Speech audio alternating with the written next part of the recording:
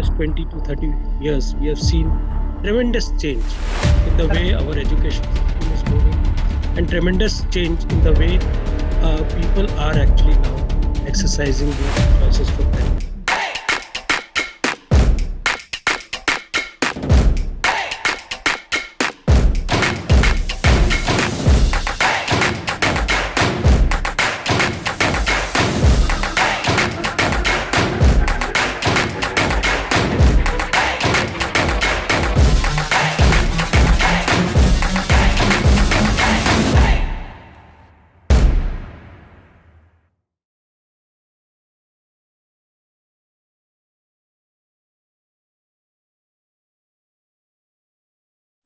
Choosing the career path is a setback, but it's not an impossible setback to come back from. The key is to realize that you have made a wrong decision, identify why it happened, and then put together a plan for moving forward. Hello and welcome to the Honest Talk by Freak Folks. I'm Harsh Pandey. For this particular session, we have with us very special guest today, Mr. Manoj Dwivedi sir. He's an Indian Administrative Service Officer of 1997 batch, presently serving as Principal Secretary in General Administration Department of Government of Jammu and Kashmir. He is also looking after Mining Department of J&K. He has earlier served in the Ministry of Commerce and Industries in the central government as Joint Secretary. Recently in J&K, he has been the part of the core team of that work on, on implementation of abrogation of Article 370 and taking all measures for alignment of J&K with Constitution of India and Central Government Act and rules. He has led team for drafting regulation for the newly created duty of Ladakh. Besides serving as a collector district magistrate in Kashmir, Jammu and Ladakh division of J&K, Mr. Dwivedi has experience of working in the field of health, education, information technology, renewable energy, environment, industries and commerce and mining. Worth mentioning that at 39, he was the youngest state health secretary in the country. He has served as the CEO of Sri Mata Vaishno Devi Shrine Board for the 3 years. Another autonomous organization headed by him was the Indian Tobacco Board as chairman and executive director. He is an alumnus of IIT Delhi and IIM Bangalore and has also been to Cambridge University, UK for accomplishing a short-term course. On 15th August 2021, he was conferred with the Lieutenant Governor's Gold Medal for Integrity, Honesty, and Meritorious Public Service. This is the highest award given to civil servant in J&K. And ladies and gentlemen, let me tell you, his profile has so many things, so many glories, which I won't be able to explain in next few minutes. But I'm pretty sure during this conversation, we are going to learn a lot from him. So first of all, sir, I welcome you to in this session. Thank you so much for joining and agreeing to share your thoughts with us. Thank you, Harsh. Thank you for your kind words and much glorified introduction that you made just now. I am really grateful for giving me an opportunity to interact with you and through your medium with many others today. Thank you so much, sir. That's really kind of you. So moving to the topic of today's session, which we have chosen is when you have made the wrong career choice. Choosing a career is one of the most important decisions you will make in life. It's about so much more than deciding what you will do to make a living. So in your opinion, what are those crucial things which one should consider while choosing a career? Harsh, you have in fact asked a very difficult question, and it's a very complex question also. Okay. Because if we have to answer this, we'll have to understand that what are the background factors which help us Right. or are responsible for us to make a career choice. A person making a career choice in India would definitely be facing different kind of constraints as well as environmental issues compared to a person making similar choices, say in Europe or America. Indeed. Now, the reason for that is your education system is attuned in a different manner. Yes. But for last 20 to 30 years, we have seen tremendous change in the way our education system is moving and tremendous change in the way people are actually now exercising their choices for career. Exactly. I must say that, yes, it depends a lot on the luxuries that you have. Some people do not have a luxury to choose a particular career. For them, it's a job, it's a livelihood. And therefore, they train themselves or educate themselves to try to get into a job framework where they can earn livelihood for their families. So there, I don't think they get to choose much because they don't have a support backup with them to say to allow them to follow their dreams and maybe stay at home and do whatever they want to do and not look for a job or something like that. But the very few are privileged like that. In India, we would say that maybe as many as 95% do not have that privilege. So what do the people do? They find out what kind of course or what kind of education fetches me a job. Maybe once I get a job, which is a better lucrative job, and then that's how they start making their career choices and end up after a few years where they are. So therefore, it's a complex subject. But yes, now given this complexity and given the times today, what has changed? Probably today, the people who are getting educated, they have more choices. We still do not have that number of choices as we have in the developed countries, the Western countries. Maybe in a Western country, somebody who is interested in diving undersea, even he has 100 career options, right? Exactly. From photography to study um ocean dynamics and environment and so many things. In India, still we do not have those kind of career choices. But yes, the platter has increased. Mm. Now you have much more choice. Just like when you walk into a restaurant, you finally end up eating something, but Yes. at the same time you had choice of ordering 100 other things. And Mm. at times when you leave the restaurant, you always feel that you should have ordered something else Right. because while leaving, you look at somebody else's plate, you find his choice was better. So Exactly. career is also something like that. But yes, we are lucky today, in today's time, in India 2021, I would say people who are making choices at various career levels, not only people who are just starting their career, but even people who are in their mid careers and all. They have much, much more choices compared to what we had maybe a decade back, 2 decades back, or 3 decades back. So this is one good thing that has happened. 1991, when we saw this economic liberalization Yes. and private sector coming up, I Mm. think the choices started coming up from there. That was one kind of revolution. Then in last few years, we have started seeing a culture of startups and enterprises, enterprising spirit being encouraged. Now, we had heard of these stories in Silicon Valley and the Yes. Western countries, but we are now seeing it happening here. Now, that is again a choice which I don't think was available. People used to go for business ventures even 3 decades back. But today, the number of people who are trying their hands at a startup and trying to scale it up to a successful venture is much, much more compared to Mm. what was earlier. So the point that I want to make in the beginning is that one, we have better career choices today. Various fields are now open, right from biotechnology to information technology to different maybe in field of commerce, arts, everywhere. Second, there are people who have better cushioning because of their background and support from their parents and the environment of maybe choosing something. And there are less privileged who cannot exercise that much of choice and therefore have to look for more fetching jobs and more lucrative jobs.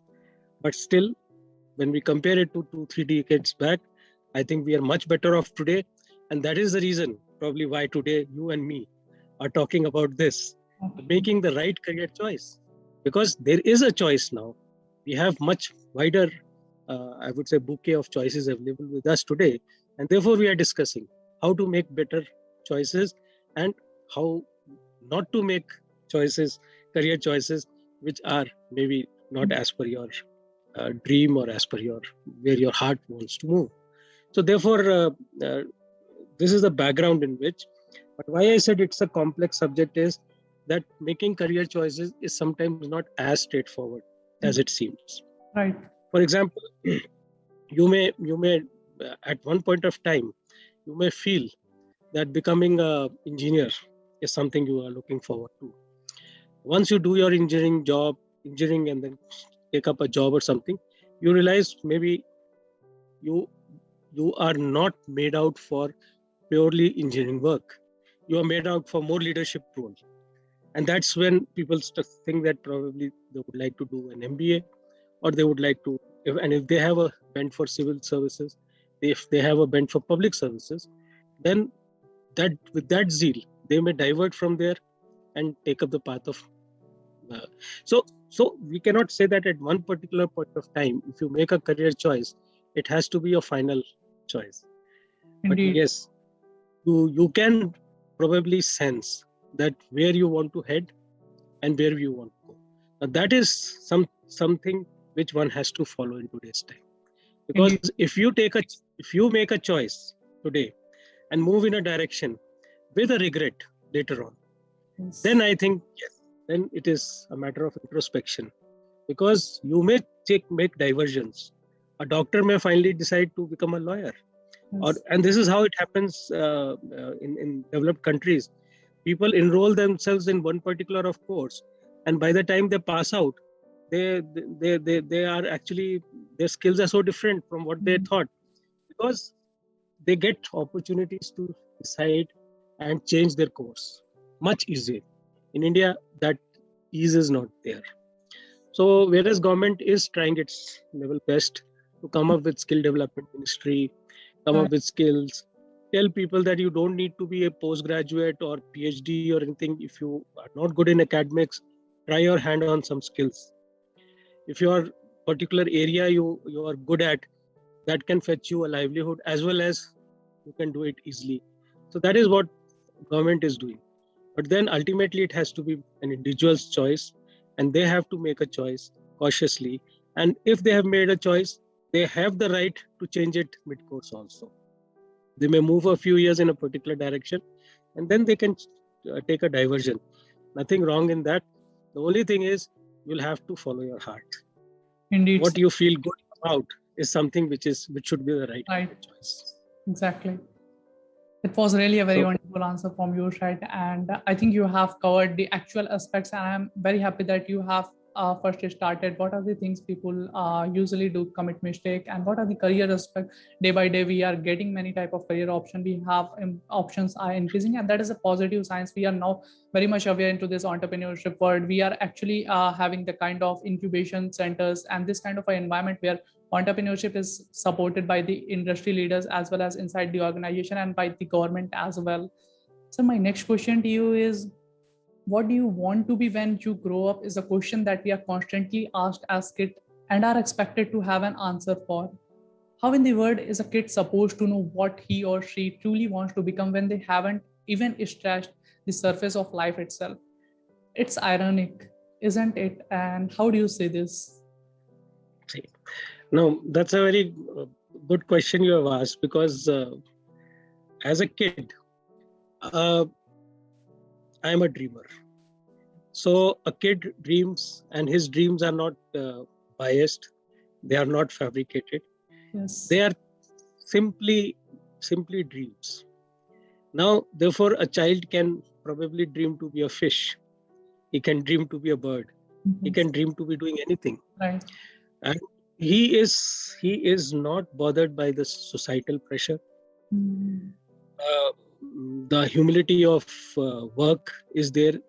So obviously, maybe an innocent child can say, "I want to be a driver," but his parent would say no. Right.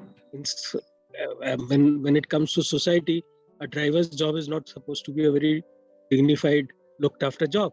So that's how, till he starts learning the the various conditions of the society, the various environmental issues around him, the pressure of his peer group, his parents, and all that. Till he learns that, he can dream anything, and that is his career choice. So, but slowly what happens is we start influencing the child. Right. We influence him with some ambitions. We start telling him which job is high earning, which job gives you more status in life, which job is basically perceived to be a great job by the society, and money earning and all those kind of things we start. And then parents start basically tutoring their children. You have to become an engineer, you have to become a doctor, you have to become an Right. IAS, you have. If you have to go for business, you have to become a successful businessman, Mm. and all that starts happening. Now that is where actually things start going. So if you just leave a child and then a student later on, and then a person looking for a career, just leave him. He will make the right choice. But unfortunately, either we start living our dreams through our children, or the society's pressure of feeling, basically falling into that mold, which decides what is good and what is bad. Right. So when you say that a particular career is good or bad, it is actually the society which is deciding. Mm. So now in India, if you work in, say, a restaurant, it will be seen as either you're doing it because you're very poor, Mm. or because you have some bad habits and therefore you want some money for that. Otherwise, it is not supposed to be a respectable job, working as Right. a waiter in a restaurant or something. But abroad, students are encouraged to actually earn a few dollars or a few euros every day by working part time, and that's how they fund their education also. So it is a societal issue, the perception issues. Now there, it is not perceived as something which is downgraded or something. But in India, probably. Similarly, the highest paid people in Western countries are gardeners, are Yes. plumbers, and they're, because that skill is rare, rarely available, and they are sought after people. So maybe a plumber's visit to your house would cost you $100 or $200, whereas in India, it is still assumed to be a menial job. Now this is the context in which we create perceptions and then we make career choices accordingly. Now, Mm. how do we correct that? So as I said, one is you leave the child to himself or herself, and they will make the right choice. The second is you have to understand that the intelligence that we perceive has many dimensions. Mm. For example, maybe on writing civil services and competing in that exam and scoring a top rank in top 10, Sachin Tendulkar would have been a failure. We could have said that his intelligence doesn't match Right. there. But at the same time, when it comes to scoring in the cricket Mm. and doing so well and earning a name there, the kind of intelligence that he had is unmatched. Correct. So we have to realize that every person has a particular intelligence, and somebody can make lots of efforts and still not be able to play a musical instrument. And for somebody, it comes as a natural instinct. So why does that happen? Because everybody has a different kind of intelligence. Mm. Now, as our society evolves, we have to see that the intelligence in various dimensions is respected. It is not just one intelligence of writing exams and cracking the exams, which should be respected. Unfortunately, in primitive systems, this is the only intelligence. As a result, if a child is very good at some kind of designing, drawing, or some kind of lateral thinking, but he doesn't score very good grades in his class, Mm. he will always be reprimanded, and his confidence will always be broken down. And finally, he will never be able to make a good career choice for himself. Yes. So we have to actually create an environment. Now, this environment consists of schools, Mm. parents, and Right. also some outside school, say counseling centers and all the Mm. support system, where they tell the child that you have a unique intelligence which can be leveraged in a particular way, and this is the career choice that suits you. Now that kind of support, if our children start getting, they will be, ultimately they will make the choices themselves, but they'll get a good support to make the right choices. Or else they'll be forced to make a choice based on somebody else's desires. They will do there, and after working for 10 years, they'll be the most unhappy people. They will have money, they will have job, they will have whatever was desired out of them, but still they'll be very unhappy. So therefore, I think this is the time when we should restructure our education. We should restructure our parenting. We should restructure the thinking of our teachers. We should restructure the expectations of the organizations. Now, an organization which deals in, say, advertising, They will not require a person who is very good in data computing, Mm. but they would require a person who would be very good in visualizing, who would be very good in creative uh, intelligence. Now, therefore, he has to be moved towards that direction if he has that skill, that natural talent, and then that has to be built up. Now, Right. if we are able to create that system, we'll be able to create professionals who enjoy their work. But unfortunately, we relate it to what pay you get, what perks you get, what status you get, and that creates anomalies. I personally feel that after, say, so many years of working, and at this age, I personally feel that beyond a particular maybe necessity of having a salary to feed your family and all that, what you look for is actually money. Yes. And that money is not to be just seen in shape of cash. Mm. Cash is just one.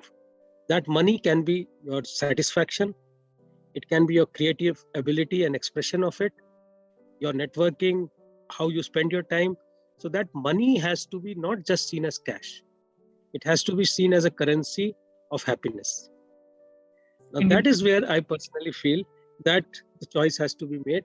So today, suppose I take premature retirement, Mm. I'll get a pension and I can live a comfortable life in that pension.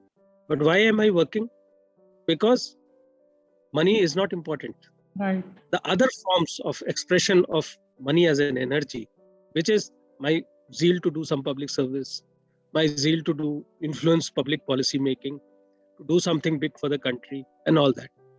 So therefore, at the end of the day, a person may be earning very handsome package, but if he's not enjoying his job, if he's not happy with what he's doing, if his creative manifestation or whatever he's good at is not being used, he pick any career, pick best of the best careers. He may be a CEO of a company. He may be a very senior position officer. He may not be happy. Right. So therefore, the right career choice would be follow your heart, see where you actually enjoy, and start doing that. Even if it is not fetching you much money, even if it is not fetching you much status, but if you're enjoying it, just go ahead. And if you love it, with your passion, you will be able to make big there also. So therefore, success is not constrained to a particular writing exam or Right. particular area of work. It depends on so. As I said, Sachin Tendulkar enjoys playing cricket, and the good thing is he also gets paid for it. Yes. Similarly, some good actors enjoy acting, and the good thing is that they get paid for it. Mhm. So therefore, all those are actually side effects. The main thing is, what do you really enjoy? So pick Indeed. your career in a, then there'll be no regrets. If you enjoy every day, and the test for that is morning, if you get up and you get up, really, it's a wonderful day, now good opportunity for me to do something. And I'm really happy that I am going and doing this. If that is the test, if that is there, then you are in the right career. If that is not there, then whatever bank balance your job may be fetching you, whatever status and everything your job may be fetching you, it is not worth it. You may be just going to as a routine. You may be doing your things with just half the interest. And then obviously, if that is the case, you will never be able to do well in Right. whatever job. Indeed, sir, it was again a very wonderful and meaningful answer from your side on many levels. And you have actually told how society has molded us into such a narrow one-dimensional way of thinking, because we were raised to believe that the only way to prosperity was to choose a career path and work our way up that ladder. We are always encouraged to chase money and job titles, but never pushed and evaluate and consider what we want our actual lifestyle to look like. So my next question to you is actually, in the previous answer, you have coined two most important terms I found. First one is about networking, and the second word is about entrepreneurship. So first question is my regarding the entrepreneurship. As we all know that we are the second largest tech-savvy country after the one of our neighbor, and the sixth largest economy currently. Sir, my question to you is, what we have seen, any career path requires training, whether you are an accountant, an office manager, or an airline pilot. Becoming an entrepreneur is no different. The skill required to be good at entrepreneurship are not exclusive. They can be almost applied to any field of work. They can be applied in governance, in corporate world as well. So do you support the idea of entrepreneurial teaching as a part of higher education? Yes, see, in whatever area you may pick up, I personally feel uh, success and satisfaction or being able to do a job well requires only 20% as skill set.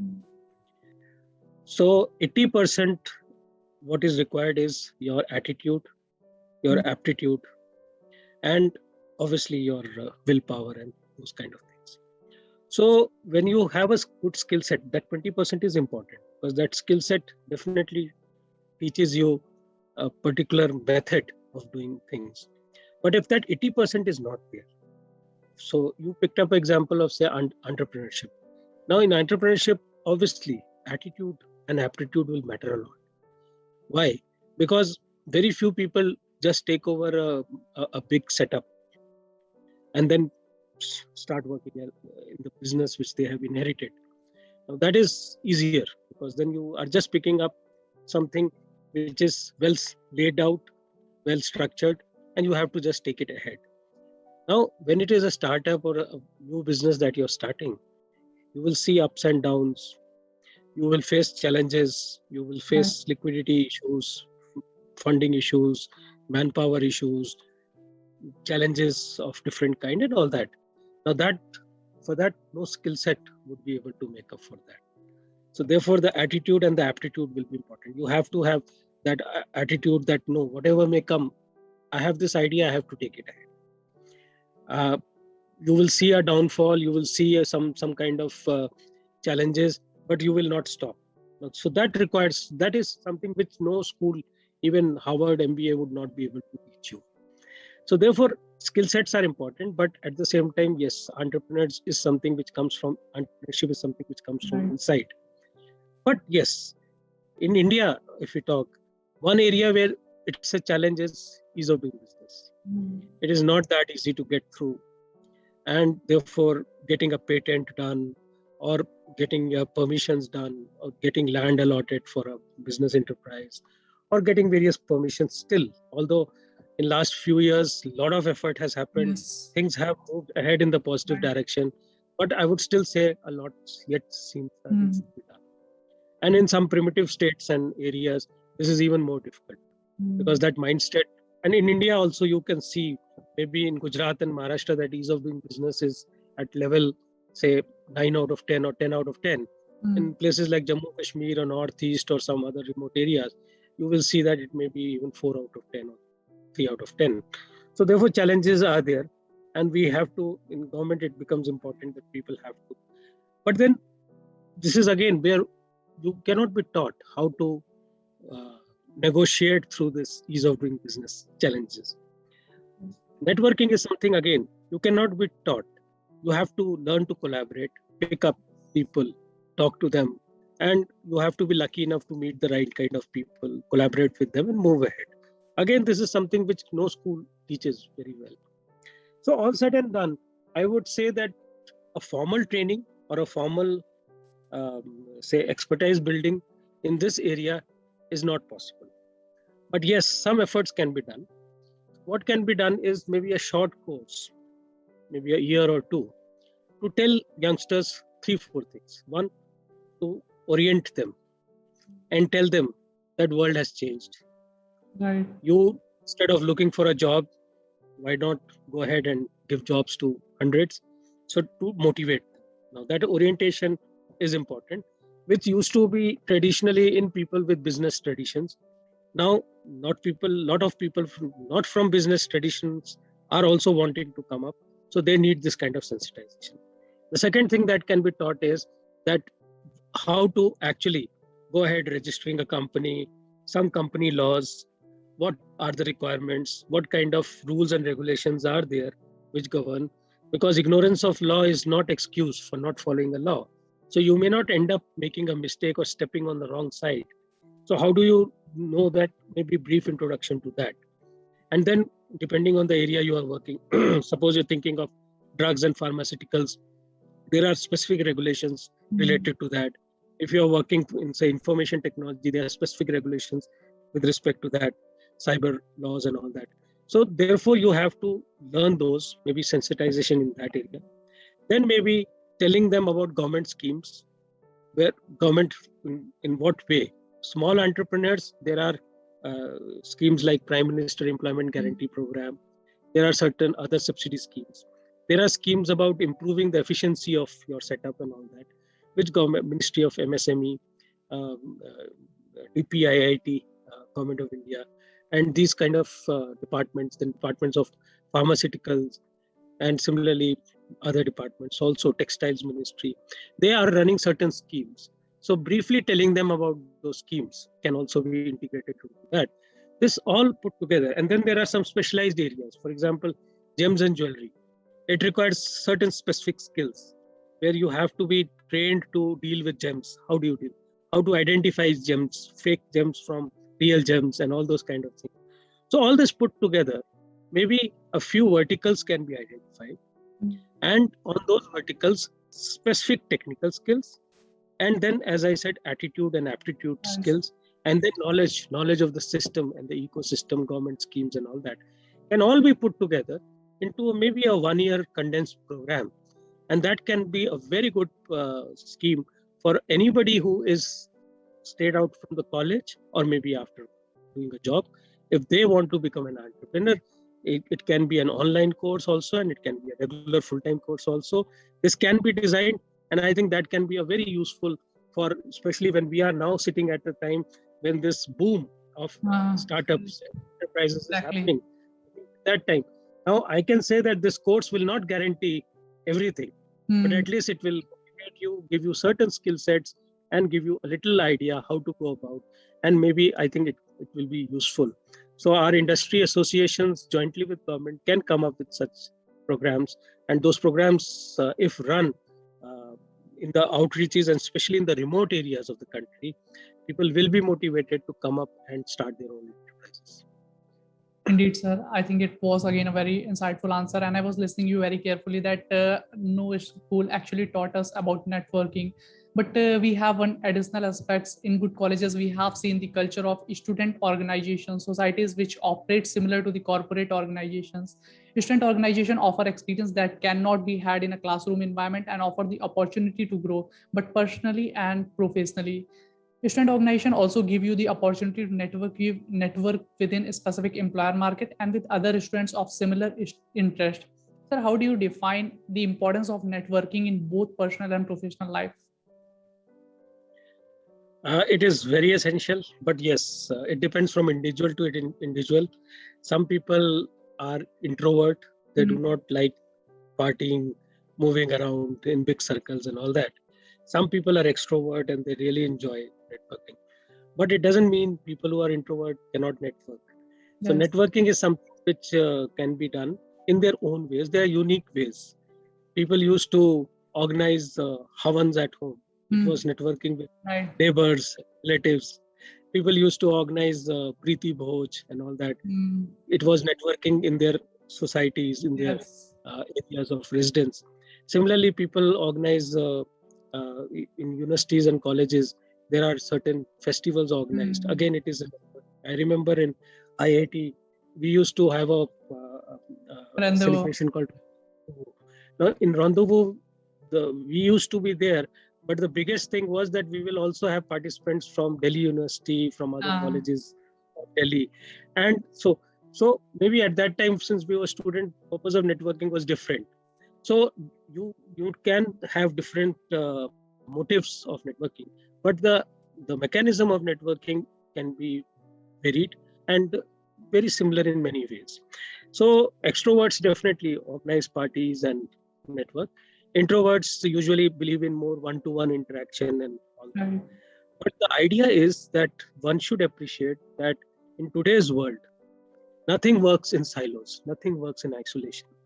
So you have to be networking because every person brings a basket of opportunities, a basket of exposure, a basket of experience.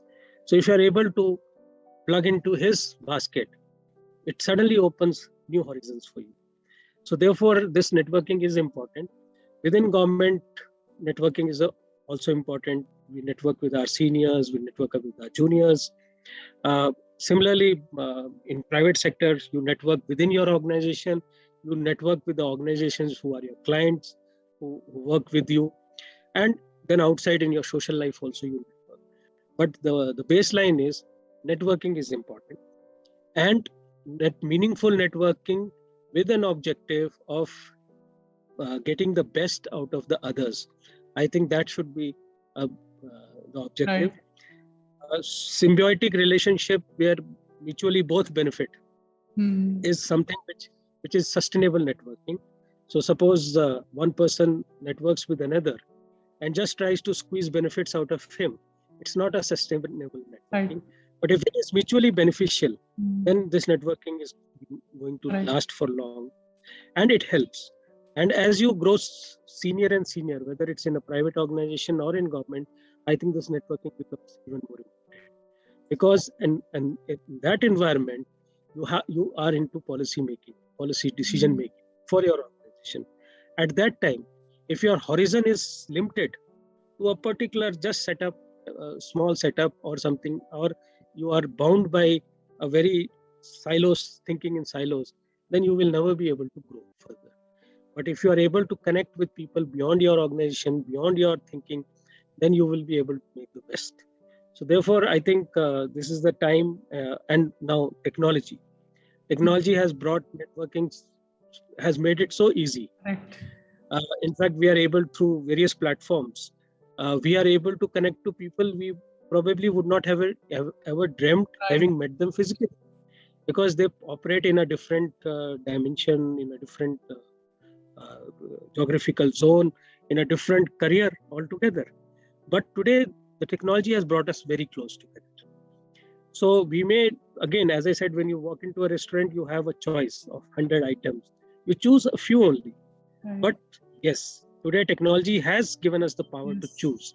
And therefore, with this technology, leveraging technology and being sensitive to the fact that networking is very important in whatever sphere of life we are, I think we should emphasize on this. And this is one skill we should teach our children, we should teach our young students, we should teach Right. our young budding entrepreneurs, and this will take them a long way ahead. Indeed, sir. Again, it was a quite important answer from your side. And I think the viewers, those who are watching this session, they are surely going to find this insightful. And not only I think, but I do strongly believe this. And as you have told that technology has really made our life simpler and easy, it is a real enabler. Technology is actually getting advanced by the minute, not by the hour or by the day. Sir, I can say there's a lot more to learn from you, but today I don't want to take too much of your time. So moving to my last question of this session, what we have seen is youth is a time of enormous energy. A lot of youth are in confused state of mind. The youth of today's generation need clarity and balance. They have become the victims of social media information overload. Everywhere there is a compulsion. They are addicted to smoking, alcohol, drugs, and gruesome video materials. There has been substance abuse like never before. So, in your opinion, what are these small efforts we can practice to bring an awareness among the youth, just to remind them of their enormous energies, how to balance them and lead their life well? No, you are very right in saying that youth is symbol of energy. They're full of energy. So it's like an atom bomb. You can use it to harness energy and produce electricity, which illuminates the entire Right. world, or you can use it to destroy the world. Mm. So that is true. And I'll quote an example here.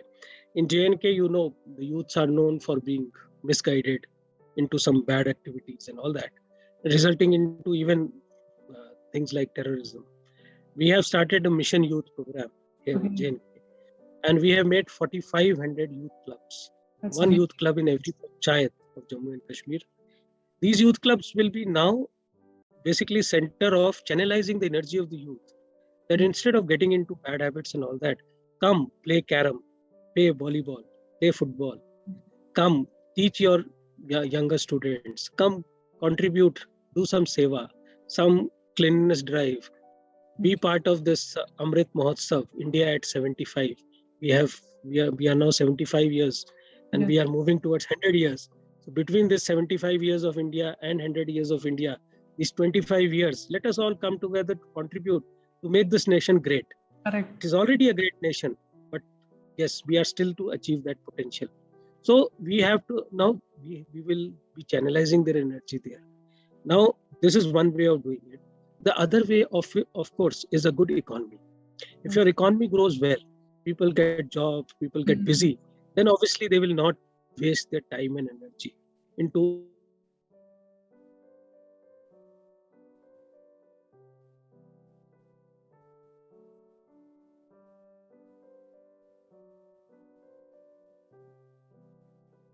getting into bad things. That gap between the skills you require to get a job and the job is quite a large. We need to bridge that. We have to make people employable. So once this economy takes up, COVID has been a setback, and we are hopeful in next 5 years our economy will take up fast. So once economy takes up fast and people start getting jobs, they will be more meaningfully utilized. So that is another way. One way is, as I said, is youth clubs and channelizing them in their whatever areas they are for spending their leisure time more constructively. The second is actually giving them more opportunities, training them, skilling them in a way that they are more employable and getting jobs for all. That is another area. The third is obviously motivation. Now, today, our youth is actually demotivated. They Yes. are disgruntled. They do not have faith in the government system. They do not have faith in whatever system is harboring them. So they're disgruntled lot. Now, for them to be turned into positive individuals who actually are not disgruntled but rather willing to contribute, I think the leadership of this country has to set good examples and go ahead in directing them. Otherwise, what will happen is they will organize themselves into certain fractions based on caste, religion, faith, and all that, which will create more problems for the times to come. So I think, and for India, if you look at the demographic divide in this country, 67% population is below 35 years of age. So that means we are a very young population. And that means we have a huge chunk of youngsters, say Correct. between 18 years to 35 years. Now, 18 years to 35 years, full of energy, but doesn't know what to do with his energy. So that is where we have to channelize them. We have to reach out to them. We have to use the technology to reach out to them. We have to try to get the right kind of skills for them. We have to try to get right kind of jobs for them. We have to motivate themselves to organize themselves into meaningful groups like I said, Asian youth groups, NCC training groups, volunteer groups, NSS volunteer groups, and all those kind of civil defense groups, those kind of groups where they, instead of asking what country can do for me, they should be saying, what can I do for the country? Now, that is the kind of change we have to bring in our youth. And for this, we need and actually young people to come forward. And now you are seeing that a lot of leadership is younger than it used to be earlier. We have young ministers, we have young parliamentarians and Correct. MLAs. We have young startups, Hmm. people who are getting encouraged. And as I keep encouraging youngsters who take up a startup or something because they have the potential to provide job to Correct. 10 and 20 and 30 and 100 and maybe 1,000 people in times to come. So that is how this country will bloom. So I am very optimistic that our youth energy, on one hand, it's a challenge, and Yes. on the other hand, it is an asset. Correct. It is something which if we channelize very well. Europe doesn't have young population. In fact, they are struggling. They have people above 70 years of age. Now they do not have enough young people to take care of those people. So Europe population, we can say, is an aging population. Hmm. We have many countries where the young population is not there. But in country like India, we have a huge young population. So we can be suppliers of young manpower to the world. Exactly. We can supply trained nurses to the world. We can supply trained youngsters to the world to do anything which is required.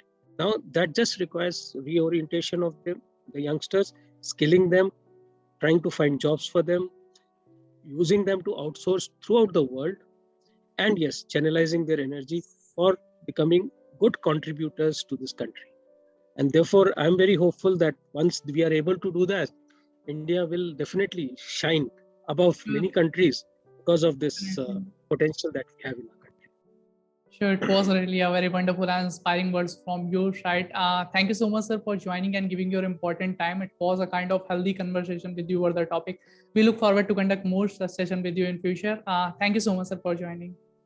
Thank you, Harsh. It was very good time spent with you. I wish all your viewers good success, and in case they come and collaborate with you, through you, with us, or anybody in the similar domain, it is always welcome. Let's all together work Yeah, and try to work for this nation, for our society, to right. contribute to the business.